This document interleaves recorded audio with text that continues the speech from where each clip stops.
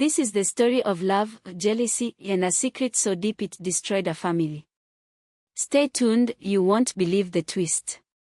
Once upon a time, there lived two sisters, Adaeze and Nneka. Their father had married two wives. Adaeze was the daughter of the first wife, and Nneka was the daughter of the second.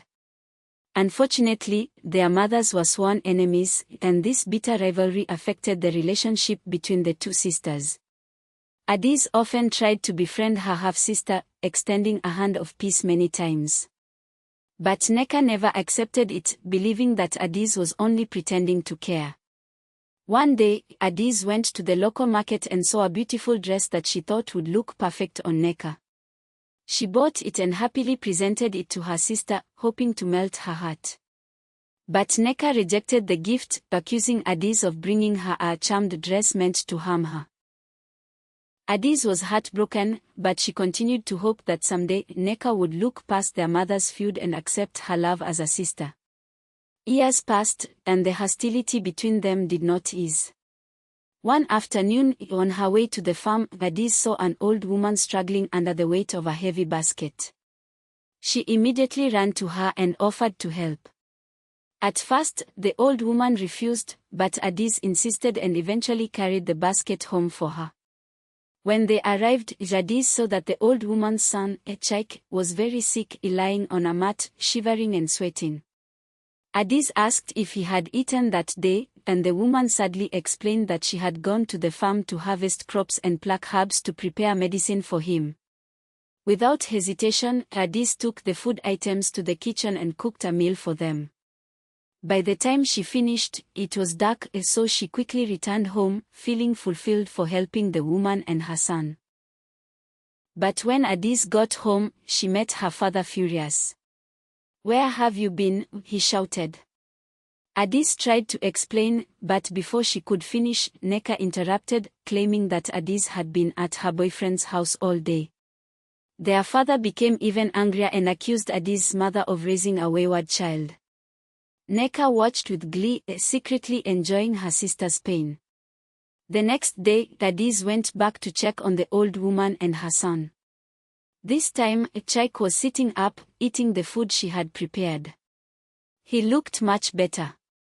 The old woman smiled and introduced him to Adaeze, telling him how kind she had been. As the days passed, Nneka's health improved, and he became very close to Adaeze. Before long, he confessed his love for her and asked to meet her parents. Adaeze was overjoyed. One hot afternoon, Nneka arrived at Adaeze's home with his two uncles. They met her parents, and Nneka declared his intention to marry her. Soon after, the traditional rites were performed, and Adaeze became Nneka's wife. This made Nneka's mother restless. She couldn't stand seeing Adaeze married while her own daughter remained single. She pressured Nneka into accepting a marriage proposal from Achebi, the village drunkard. Though Nneka had rejected him before, no other suitor had come for her, and she eventually gave in. Months passed, and both sisters became pregnant at the same time. Adaeze saw this as a sign from God and made another attempt to reconcile with Nneka, but Nneka still refused. One fateful night, Nneka went into labor, and her mother stayed with her throughout the delivery. A few hours later, Adaeze also went into labor, but her mother was very ill and could not help. She pleaded with Nneka's mother to care for Adaeze as well. By morning, both sisters had given birth. Nneka had a baby boy, and Adaeze had a baby girl. The whole family rejoiced, and Adaeze thanked Nneka's mother for taking care of her and her child. Adaeze named her daughter Amara, while Nneka named her son Kenachukwu. As they grew, Amara and Kenachukwu became inseparable, like twins. They did everything together. In fact, Kenachukwu grew so close to Adaeze that he treated her like his second mother, which made Nneka jealous. One day, unable to bear it anymore, Nneka went to a feared juju man in the village. She asked him for something to harm Adaeze and her daughter. The juju man gave her a charm to put in Adaeze's food.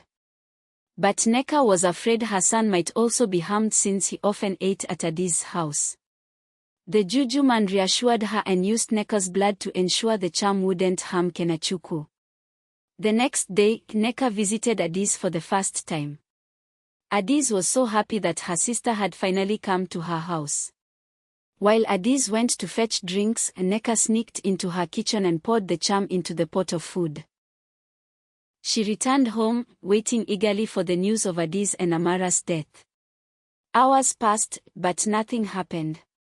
Furious, she went back to the juju man, who was shocked that the charm had failed.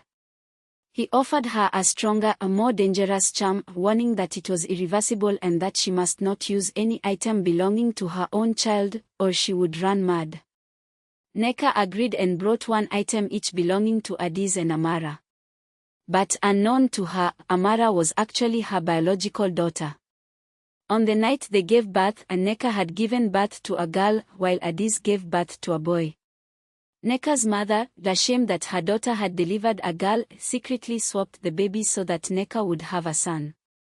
When the juju man began his incantations, Nneka suddenly ran mad. She had unknowingly brought her own daughter's item for the ritual, triggering the curse.